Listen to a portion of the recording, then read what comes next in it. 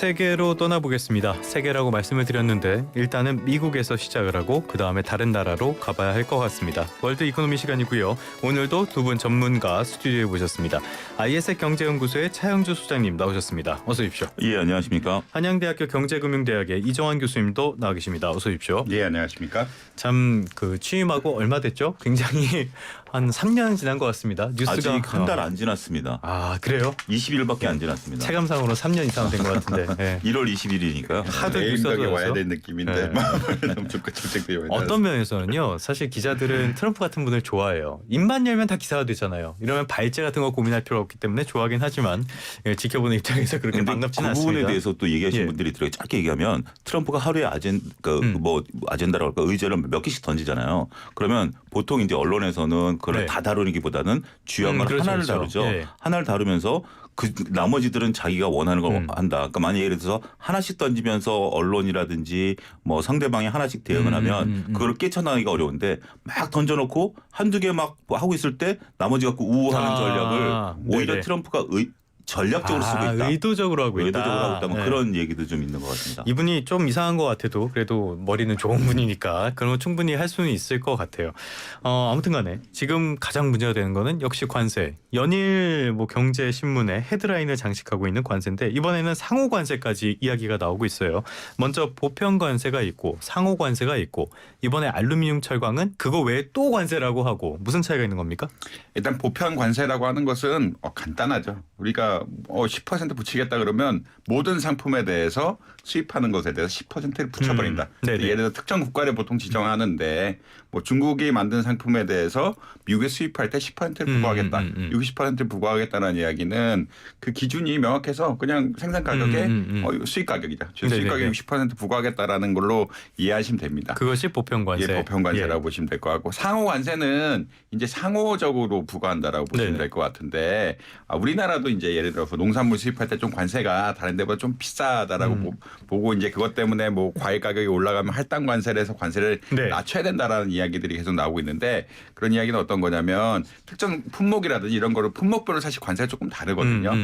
근데 이제 그것을 맞추겠다. 그러니까 특정 국가가 특정 품목이라든지 이런 것에 대해서 관세를 미국 상품에 대해서 관세를 높게 매기면 우리도 관세를 그만큼 올려버리겠다. 그러니까 보편적인 게 아니라 이제 상호 결국은 무역이라는 게 상호주의적이기 때문에 상호적으로 관세가 높은 분야가 있으면 거기에 대해서도 우리가 맞춰서 올리겠다라는 그런 것이라고 아마 이해를 하시면 될 것 같고 그래서 보편이라는 거는 다 올린다. 상호란 것은 남의 거 보고 판단해서 올리겠다라는 그런 기준이라고 보시면 될 것 같고 아마 이제 그보다 더 큰 기준은 미국이 무역 적자를 얼마나 그 국가에서 내고 있냐. 거기에 따라서 이제 상호 관세, 보편 관세들을 적용하지 않을까라고 그렇게는 생각을 하고 있습니다. 사실 이게 하도 쏟아져 나오니까 미국 내에서도 헷갈리나 봐요. 그래서 간밤에 백악관 쪽에서 설명이 있었는데 철강과 알루미늄에 부과한 거는 거기에 또 추가되는 관세다. 그럼 이거 특별 관세라고 붙여야 되나? 아무튼 그런 개념이라고 하더라고요. 그런데 트럼프식 상호 관세 이거는 말씀해 주신 이런 원론적인 상호 관세 이거랑은 또 다를 수 있다라는 이야기가 나오고 있잖아요. 이건 무슨 말입니까? 예. 그러니까 계산 방식을 어떻게 하는 거죠? 교수님 말씀하신 것처럼 상호 관세는 상대방 10% 관세면 우리가 5% 관세였다가 니네가 10%니까 우리도 10% 올리겠다라는 거죠. 근데 이 10%를 그냥 단순하게 딱 그 10%로 계산하는 게 아니라 니네가 우리 거에 10% 매기고 있지. 근데 니네는 이 산업에 대해서 니네가 보조금 주고 있잖아. 세금 깎아주고 있잖아. 그리고 이제 외국 자본들이 못 들어오게 규제하고 있잖아. 이걸 다 계산을 해가지고 다 따지면 실질적으로 니네가 하고 있는 것은 대략 한 20%야. 그러니까 우리 지금 5% 때리고 있었는데 니네 우리를 20% 때리면서 막고 있었잖아. 그러면 우리는 20% 때릴 거야. 라는 게 트럼프식 계산이죠. 이건 완전히 자율적인 기준이 될 수 있을 것 같은데 그러면? 그렇죠. 근데 트럼프 입장에서는 합리적으로 보고 있는 거죠. 아니 그분은 모든 게 다 자기는 합리적인 분이니까. 이런 부분들을 놓고 보면 그러니까 이제 어떻게 보면 그냥 단순하게 그러니까 이론적으로 말씀하신 교수님 말씀하신 니네가 10%니까 우리가 10% 때려. 그럼 서로 할 말이 없는 거죠. 근데 니네가 10% 때렸는데 실제로 따지면 20%라고 하면 서로 협상의 여지가 있는 거죠. 그러면서 오히려 협상이라는 게 뭐죠? 세게 부르고 깎아주는 게 협상의 묘미 아니겠습니까? 네네. 그러면서 자기가 얻을 걸 얻은 거니까 관세 플러스 알파까지 얻어간다는 측면에 있어서는 더 무서운 전략이다라고 봐야 될 것 같습니다. 뭐 사실 말씀하신 것처럼 예전에 임상옥 거상께서 네. 그 홍삼을 불태운 것처럼 홍상 태운 거요. 예. 예, 모든 협상은 다 그렇게 시작을 하고 홍상값까지 예. 받아냈잖아요. 그렇죠, 홍삼까지. 그렇죠. 예. 뭐 본인들이 정말 원하는 건 사적 정보라고 해서 공개를 하지 않으니까 정말 마음은 아직 모르겠습니다. 그런데 우리나라 같은 경우에는 한미 FTA가 체결돼 있어서 사실 관세가 없는 부분들이 많잖아요. 네. 그런데도 안심할 수가 없는 상황인 것 같아요. 그러니까 네. 이게 지금 그 미묘한 부분인 것 같아요. 그러니까 지금 우리가 상호관세, 보편관세, 뭐 특별관세라는 뭐 어떤 용어까지 만들어내고 있는데 한미 FTA가 체결됐기 때문에 서로 간에 우리가 자유무역 협정에 따라서 관세를 안 매기고 있거든요. 네. 그런 상태에서 우리한테 관세를 매기기가 좀 어려운 거죠. 근데 지금 이 FTA를 체결한 나라가 우리나라만 있는 게 아니라 캐나다랑 멕시코도 체결을 했어요. 그렇죠, 그렇죠. 그런데 여기에다 대고 보편관세를 지금 때린 거 아니겠습니까? 그러고 특히 우리는 뭐 여러 가지 쿼터제에 걸려 있는 철강이라든지 알루미늄 이런 네네. 것들이 좀 있어요. 그래서 우리도 단지 FTA에 따라서 안 때리는 게 아니라 보편관세를 맞을 확률이 높다. 그 중에서 교수님 말씀하신 대로 우리가 무역 그 흑자 규모가 네. 8위예요. 그렇죠. 굉장히 높은 네, 수준이기 그죠. 때문에 이런 부분에 대한 보편관세에 대한 가능성도 열려 있다. 그다음에 이 특정 품목에 대한 특별관세라고 칭하죠. 우리가 네네네. 특정 품목에 대해서 특별관세에 대한 부분들도 현재 지금 얻어맞을 가능성도 있다. 이렇게 봐야 될 것 같습니다. 어떻게 보면 좀 있으면은 관세에 대한 새로운 용어도 나오지 않을까. 뭔가 관세 종합 선물 세트 같은 걸 보는 그런 기분도 드는데 이 상호 관세 조만간 나올 것 같아요. 오늘 밤이라도 나올 것 같다라고 이야기를 하는데 바로 상호 관세를 부과하기보다는 조사 개시나 계획을 밝히는 정도가 될 수도 있다. 이런 전망도 현지에서 나오더라고요. 교수님께서는 어떻게 예상하고 계십니까? 이제 뭐 관세 패키지를 계속 이야기하겠다라고 이야기를 하고 있고요. 예. 뭐 나오는 것처럼 이 관세를 부과하는 것 자체가 좀 부담이긴 하거든요. 어제 아까 인플레이션 지표를 이야기했는데 이 지표가 지금 3%대로 다시 네. 올라갔는데 미국 소비자 물가지 지표가 올라갔는데 상호 관세를 하겠다라는 거는 미국이 수입하는 물가를 올리겠다는 그런 이야기로 네. 돌이킬 수밖에 없는 이야기라 조금 이런 안을 제시하고 이것을 외교적인 툴로 쓰지 않을까라는 그런 의견들이 계속 나오고 있다라는 것은 분명한 사실입니다. 역시 목적보다는 수단이다. 예, 근데 네. 이제 저 뉴욕 타임스 사실 요새 가끔 네. 들어가는데 거기 그 트럼프 행정부 100일 동안 뭐 하냐 이렇게 기록을 하는 것들이 있는데 밑에 보면은 그림이 있습니다. 그림이 네. 있는데 뭐 대표적인 그림 무역 적자가 얼마나 났느냐 아. 상품별로 이렇게 쭉 있거든요. 그러니까 예. 이제 말씀하신 것처럼 소장님 말씀하신 것처럼 결국 무역 적자가 모든 것이 기준이 돼가지고 관세를 쓰긴 쓸 거다라는 약간의 인식들이 있는 것 같아요. 미국 사람들이 이제 적자가 그러니까 저도 뭐 보면서 깜짝 놀랐는데 적자국들이 쭉 있으면서 적자 산업들도 네. 쭉 있고 이거를 기준으로 자꾸 할 거다 하니까 반도체라든지 자동차라든지 거기도 관세가 붙고 이럴 거라고 생각을 하고 있거든요. 아니 그러니까 그게 싫으면 기초통하고 하지 말면 되지 뭐. 근데 이제 말씀하신 것처럼 나오긴 나올 거다. 어떤 방향으로 나오긴 나올 거다라고 하는데 오늘 소비자 물가지수 이런 것들 나오는 거 보니까 그냥 바로 매긴다기보다는 조금 부담스러울 것이다. 왜 이게 네. 물가 올리는 게 분명한 사실인데 이것을 좀 부담스러울 가능성도 분명히 있는 것 같다라고는 보실 수 있을 것 같습니다. 그래서 이런 전망들도 나오고 있다. 그러니까 바로 관세를 하기보다는 뭐 계획 같은 거를 밝히는 그 정도가 될 수도 있다라는 전망이 이래서 나온 것 같습니다. 그런데 이게 트럼프 일기 때도 상호 관세라는 개념이 있었잖아요. 발표를 했었고. 근데 의회에서 야 그건 안 돼. 해갖고 막았잖아요. 네. 이번에는 괜찮을까요? 어떻게 전망하십니까? 이번에는 뭐 상하 양원이 다 공화당이기 때문에 예. 근데 어떻게 보면 이제 논의는 있을 것 같아요. 지금 오늘 뭐 소비자 물가 지수가 3%대로 나왔기 때문에 이게 이제 관세를 매긴다, 상호 관세를 매긴다라면 상대방도 뭐 다양한 품목에 대한 보복 관세를 또 할 가능성도 있는 거 아니겠습니까?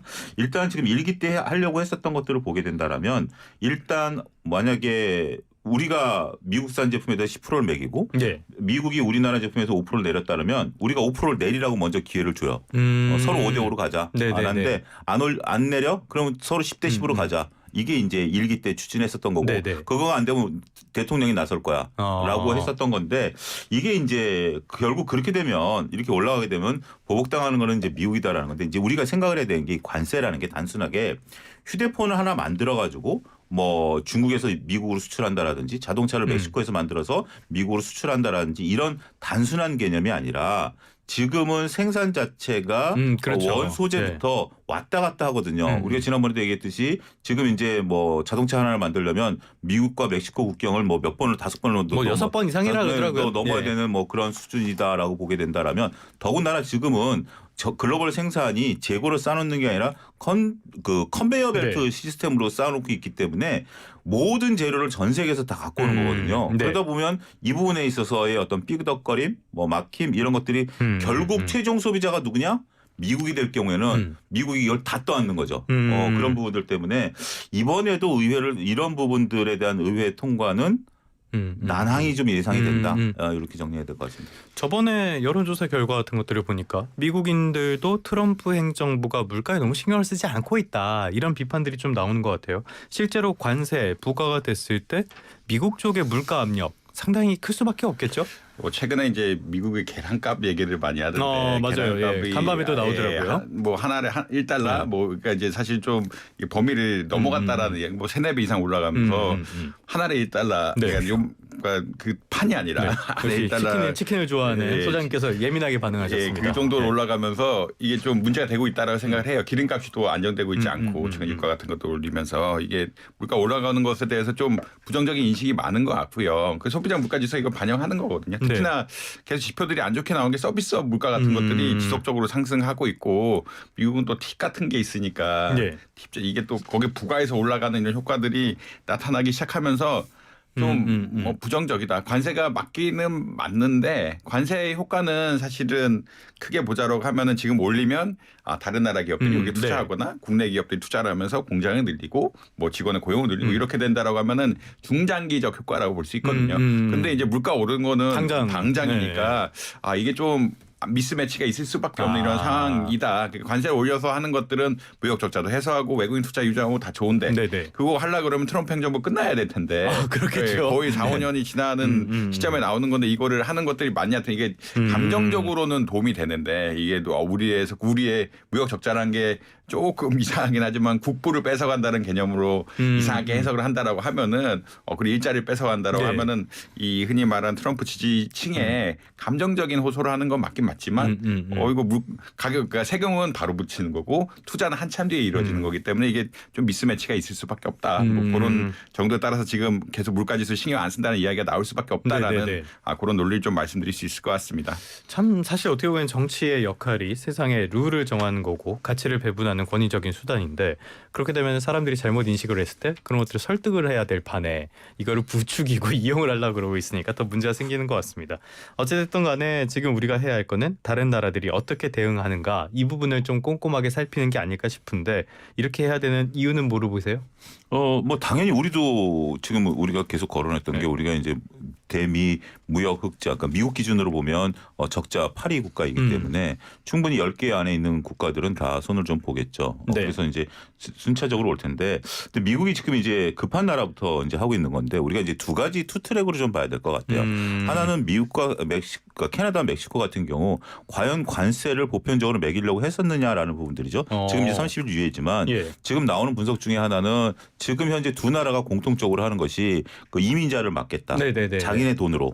그다음에 마약 루트를 막겠다. 지금 이제 미국도 마약 문제가 굉장히 심각하지 않습니까? 이런 것도 굉장히 심각하다고. 이제 그거를 이제 두 나라가 막겠다. 그게 이제 그 원료가 어디서 나오냐면 중국에서 나오거든요. 뭐 그거는 공공연한 사실이잖아요. 원래 그게 이제 진통제이기 때문에 그거를 이제 두 나라에서 가공을 해서 마약을 만들어서 그러니까 그 마약 재료를 중국이 된다라는 게 아니라 의약 원료품인데 그걸 두 나라에서 가공을 해서 이제 이렇게 들어오다 보니까 이게 이제 그거를 이제 막아달라는 거고 그러니까 지금 어떻게 보면 이게 참 희한한 게 보편 관세를 딱 하고 나니까 두 나라가 발표한 게 그거예요.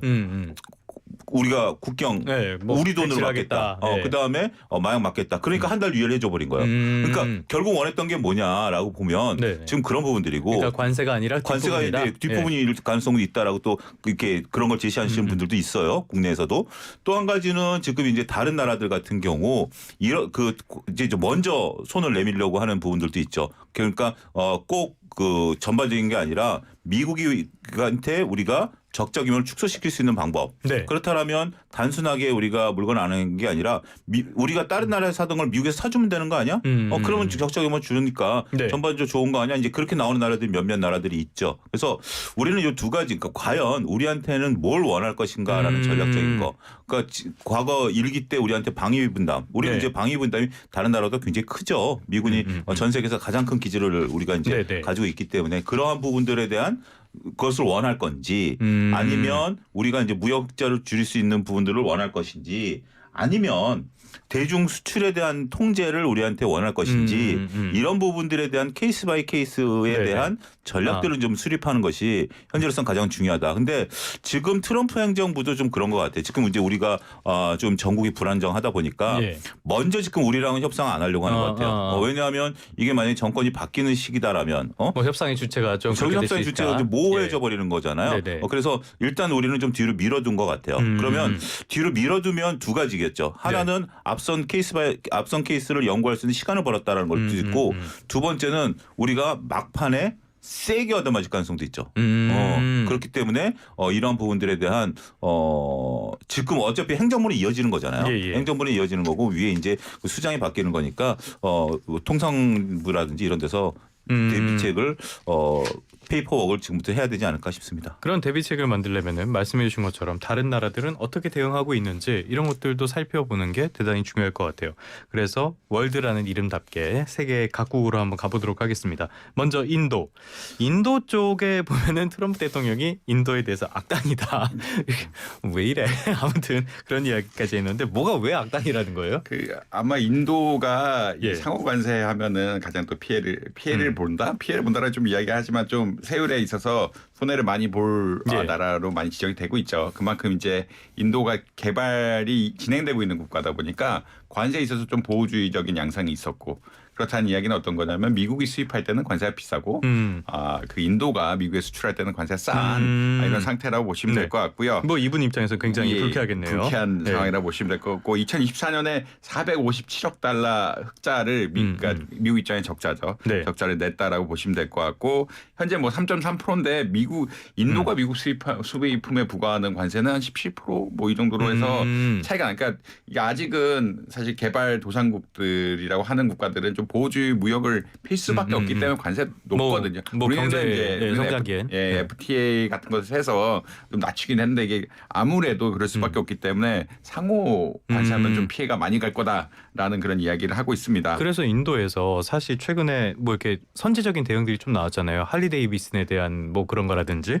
뭐 별로 안 먹힐 것 같아요. 그렇다면? 근데 이제 뭐 관세율이란 게 정해졌으니까요. 그거보다는 아무래도 기름을 사는 것들이 대안이 되는 거예요. 보안 역시. 장비라든지 그러니까 중국의 보안 장비 쓰지 말고 미국 거 쓴다든지 네네네. 그다음에 석유가 이제 러시아에서 사실 그러니까 러시아가 인도나 뭐 중국에 많이 판다는 의혹들이 있었는데 가스 같은 것들을 그런 공급망을 이제 미국으로 바꾼다든지 뭔가 이게 좀 뭐 깡패 비슷한 그 말이 좀 그렇긴 한데 뭔가 줄 수밖에 없는 이런 상황들이 조성이 되고 있다.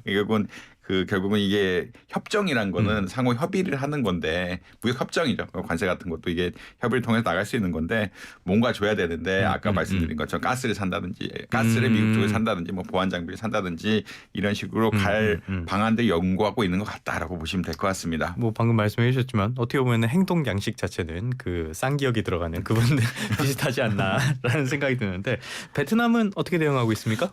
예. 앞서 인도 같은 경우는 3대 17 정도입니다. 그러니까 이제 교수님 말씀하신 것처럼 상호 관세하면 네. 인도가 굉장히 힘들죠. 17대 10. 네네네. 근데 베트남 같은 경우는 4대 10 정도 돼요. 베트남도 한 10% 정도 미국산 제품에 10%를 내니까 여기도 한 2배 가량 그런데요. 굉장히 좀 어려워질 수 있는 거죠. 근데 방식은 똑같은 것 같아요. 어차피 베트남도 현재 지금 개발도상국이기 때문에 이렇게 보호무역에 대한 부분들도 상당히 있는 부분들이다라고 보여지고 역시 내미는 카드는 비슷한 것 같아요. 인도가 석유라면 얘는 천연가스 들어올 수 있는 부분들.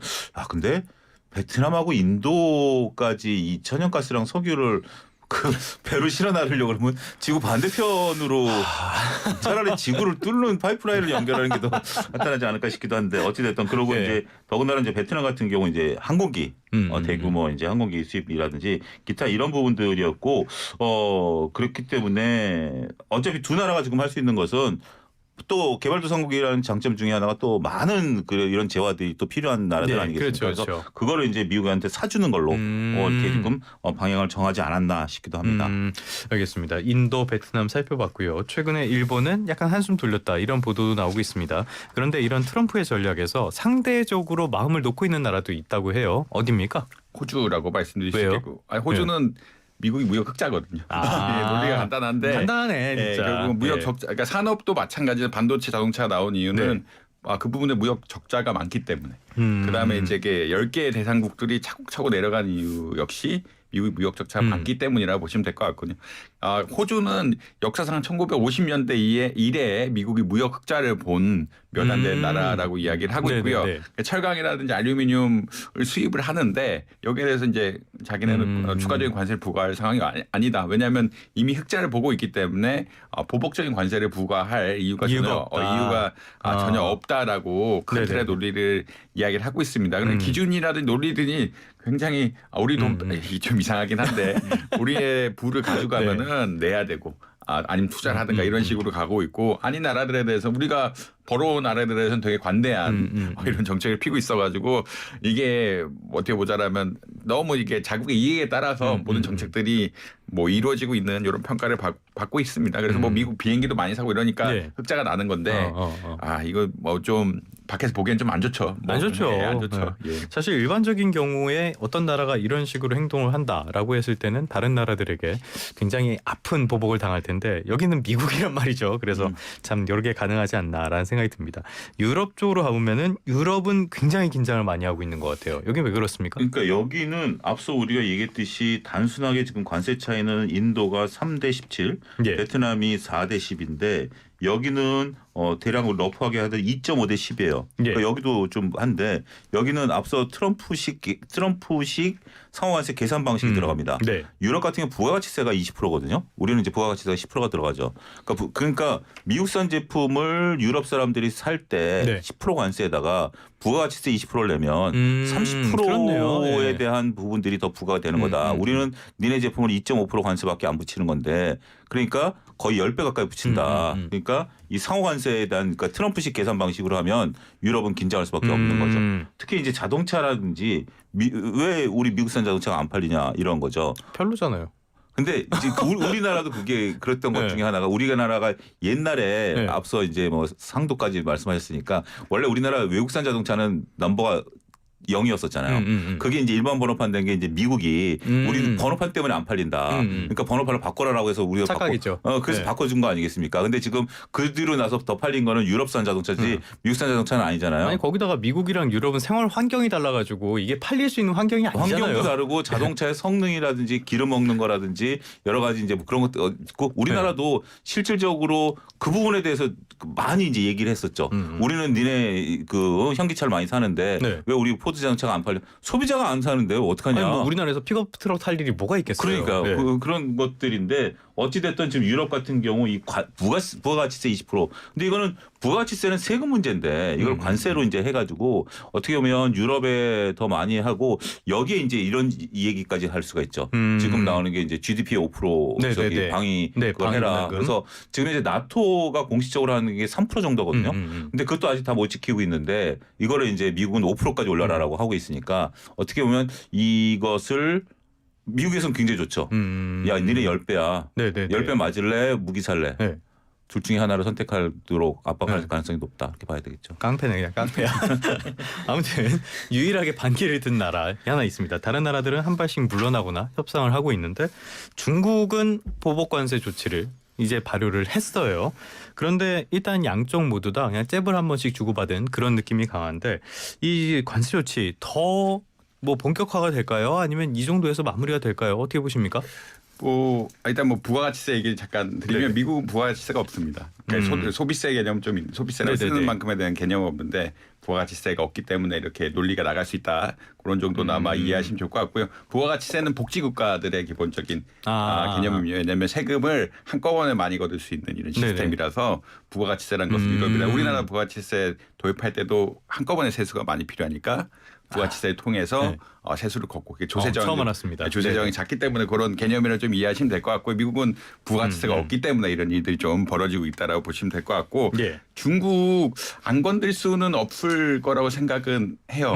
그게 다들 근데 이제 중국은 근데 미국과 교역 관계가 굉장히 크게 얽혀 있죠. 네. 크게 얽혀 있고 그다음에 캐나다랑 또 그 멕시코에 수출하는 거랑 좀 개념이 중국에 수출하는 것들은 저가품, 그다음에 진짜 생활용품 이런 것들이 많이 뭐 장난감 미국 마트에 가면 장난감 다 중국산인데 그런 것들을 어떻게 감당할 거냐에 대한 이슈가 좀 있습니다. 그러니까 예. 중국이 거의 미국의 최대 교역국 중 하나고 역사상 가장 높은 수준으로 경제가 섞여 있는 상태고요.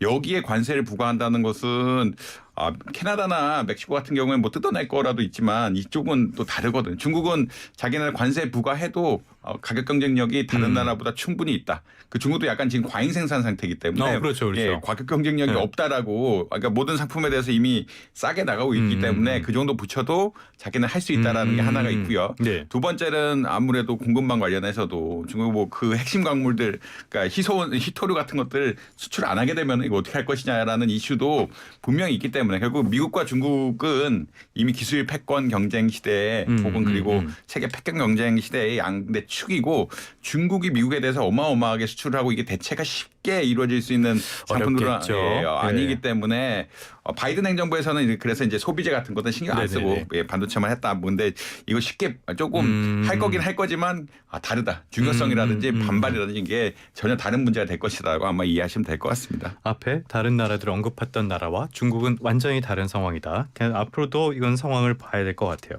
이 문제 끝으로 하나 짚어보겠습니다. 트럼프 대통령이 1센트짜리 동전 만들지 마라 이렇게 이야기를 했어요. 자기 소셜미디어에다 올린 것 같은데 이해는 돼요. 우리나라도 마찬가지잖아요. 10원짜리 만드는데 10원보다 훨씬 큰 돈이 드니까 이게 필요하냐 이런 지적들이 나오는데 특정 연도 10원짜리는 구리가 많이 들어가가지고 그러니까요. 실질적으로 녹여서 판 경우가 많았습니다. 그 법률 위반인데? 법률 위반인데 녹이고 나면 상관이 없으니까 그래서 그 연도권은 지금 거의 구하지 못하는 수준이에요. 자, 그래서 근데 아무튼 이유는 알겠어요. 예. 근데 이렇게 없애버려도 돼요? 안 해도 돼요? 근데 없애버리면 일단은 미국은 현금 거래를 아직도 많이 하니까 그래요? 현금 이제 캐시도 하고 물론 이제 그렇게 하긴 한데 이게 우리가 1원짜리를 없애고 나서 나왔던 부작용 중에 하나가 그 절사죠. 절사를 해버리니까 실질적으로 올라가는 효과를 나타내는 거죠. 그러니까 예를 들어서 5원짜리가 갑자기 20원이 되고 이런 상황. 그러니까 이제 우리가 세금 같은 경우 과거 계산할 때 그 1원으로까지 계산했는데 그거를 안 받거나 오히려 올려 받거나 이제 그런 형태가 되는 거죠. 근데 이렇게 되면 일반적인 소비자들은 올려받게 될 수밖에 없죠. 계산을 편리를 위해서. 그럼 1센트 다음에 나오는 건 이제 5센트잖아요. 그러면 1짜리가 뒤에 붙어야 되는 게 5짜리가 붙게 되는 거죠. 1짜리를 잘라내지는 않죠. 그러다 보면 이게 이제 쌓이면 사회적 비용이 굉장히 이제 큰 거죠. 뭐 한 명 한 명한테는 작은 돈이지만 작은 돈 무시할 수 있는 돈이지만 그게 이제 기업 입장이라든지 이렇게 되게 된다라면 그 부담이 커질 수밖에 없고 소비자 가격 우리가 이제 이 1센트의 효과는 그거잖아요. 만약에 2달러짜리 아까 말씀하신 계란 하나에 1달러 계란. 근데 이게 관세가 붙으면 계란 하나에 우리나라 돈이 2,000원이라는 얘기인데 생각하기 싫습니다. 근데 어쨌든 그게 1.1달러에서 1.5달러로 이렇게 그러니까 1달러 5센트가 돼버리니까 이게 굉장히 단위가 커져버리는 거죠. 그런데 말씀하신 것처럼 그렇게 되면은 1센트가 없어지고 그만큼이 5센트가 된다. 5센트를 더 만들어야 될 거 아니에요? 요거는 괜찮아요? 뭐 그것도 이슈가 있고요. 그리고 미국은 세금이 좀 복잡해. 그러니까 시텍스도 있고 뭐 이게 세금들이 복잡해. 상품에 붙는 텍스들이 다층으로 우리나라 부가가치세 끝인데 그런 게 아니어서 그 세율도 또 13점 몇 프로 이렇게 되니까 이게 단위가 어디 하나 붙고 두 개 붙으면 1단위가 나올 수밖에 없거든요. 그래서 그걸 없애는 것에 대해서 이제 카드 전환이 빨리 이루어지면 좀 좋은데 그런 게 아니니까 이제 문제가 계속 된다라고 이야기할 수 있겠고요. 5센트는 그래도 비쌀 거다라는 얘기를 하고 있는데 이게 5센트를 간다는 얘기보다는 아무래도 큰 틀에서 그러니까 1센트를 없앨 수가 없는 상황이에요. 1센트, 5센트를 없앨 수 없는 상황인데 이제 좀 전환의 현금 비율 같은 걸 좀 줄여야 되는 게 아니냐라는 큰 틀에서 나올 수밖에 없는 상황들이다. 5센트 뭐 니켈 이런 거 많이 들어가는데 더 비싸고 많이 찍어야 되는 게 분명히 이슈긴 한데 그 이슈보다는 이게 세금이 워낙 복잡하기 때문에 거의 뭐 좀 50센트라든지 올라가야 되는 이런 상황인 것 같다. 그러니까 결국 그 화폐 가치 대비 생산 단가인데 1센트는 거의 3.6센트가 들거든요. 근데 5센트는 그 이하니까 생산 단가가. 그러니까 이제 그거보다 좀 낫다. 그거보다 좀 낫다. 이렇게 보는 거죠. 근데 요거 간단하게 하나 여쭤볼게요. 우리나라는 언젠가부터 현금 없는 사회가 급격하게 왔잖아요. 미국은 왜 아직도 그렇게 주렁주렁 현금을 달고 다니는 겁니까? 그 은행이 예. 미국은 좀 액세스가 좀 어렵고요. 예. 액세스가 어렵다. 지방 은행들, 그러니까 우리나라는 큰 은행들이 중심으로 해서 음. 카드 같은 것들이 계속 나오면 네네네. 대화가 빨라졌는데 미국은 현금 거래하는 것도 많고 뱅크 어카운트 만드는 것이 생각보다는 쉽지 않습니다. 아, 그래요? 예, 그다음에 금액이 얼마 안 되면 네. 뱅크 어카운트에 대해서 돈도 내야 돼요. 약간 뭐 $2,000 이하의 미만의 어떤 자기가 뱅크 네네네. 디파짓 같은 거 가지고 있으면 돈도 내야 되는 이런 상황들이기 때문에 굳이 사람들이 안 가지려는 사람들 크레딧 카드를 안 해도 되고 혹은 뭐 수표 제도도 워낙 발달해 있기 때문에 네네네. 신용은 그 큰 금액은 수표를 써버리고 이런 상황들이라서 이건 작은 건 현금, 큰 건 수표. 그러니까 대체가 잘 되어 있기 때문에 좀 다르다라고 아마 이해하시면 될 것 같습니다. 우리랑은 상황이 많이 다른 것 같습니다. 미국 생활이 길어서 잘 알고 계시는 교수님의 이야기로 마무리하도록 하겠습니다. 지금까지 한양대학교 경제금융대학의 이정환 교수님, IS 경제연구소의 차영주 소장님과 함께했습니다. 오늘 말씀 고맙습니다. 감사합니다. 감사합니다.